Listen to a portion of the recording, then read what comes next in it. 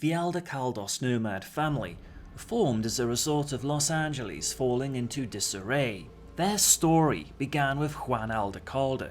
He started life as a migrant and had built a career working in the defense industry. Prior to the collapse, budget cuts forced the industry to downsize, putting Juan out of work. Much of the Aldecaldo family depended on Juan, and he did what he could to assist them, but despite his efforts, the family spiraled downward into social poverty. His daughter, Maria, was killed in a car accident the day before her 17th birthday. His son, Ramon, dropped out of school.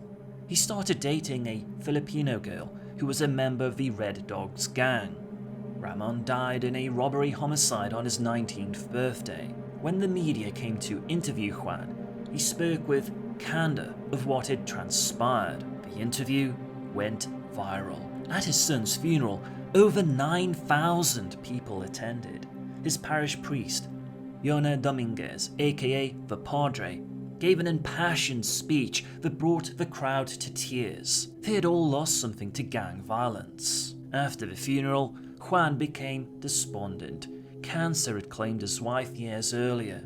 The only thing that kept him going was his pride in his children. Now they were gone.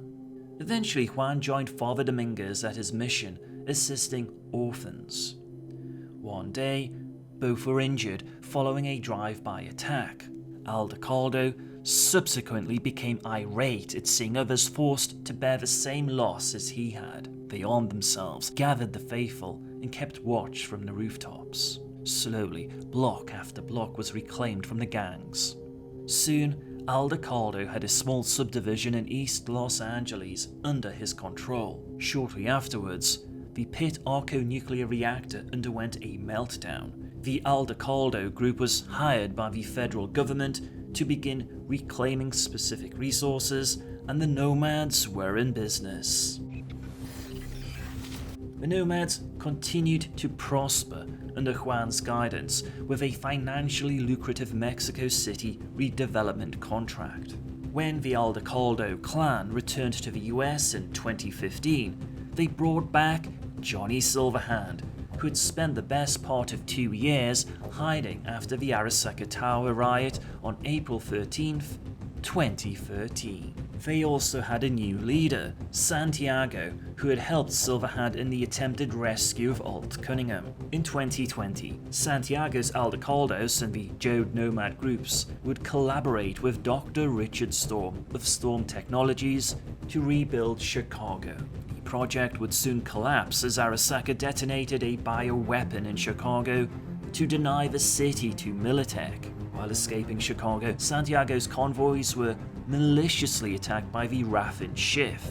Afterwards, Richard Storm provided Santiago 20 liters of transform virus, allowing the Nomads to survive in the middle of a corporate bioplague.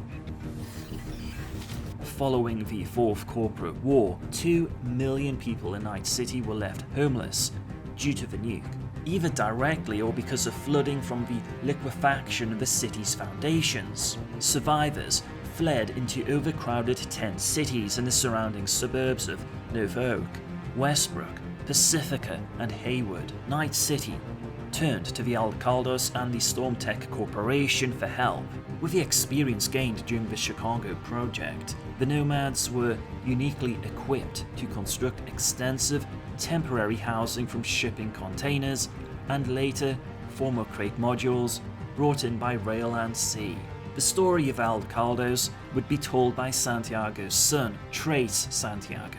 Trace gained recognition as one of the leading medias in Night City. His journalistic work assisted in exposing the truth of what had happened to the Arasaka Towers. Thank you for chipping in.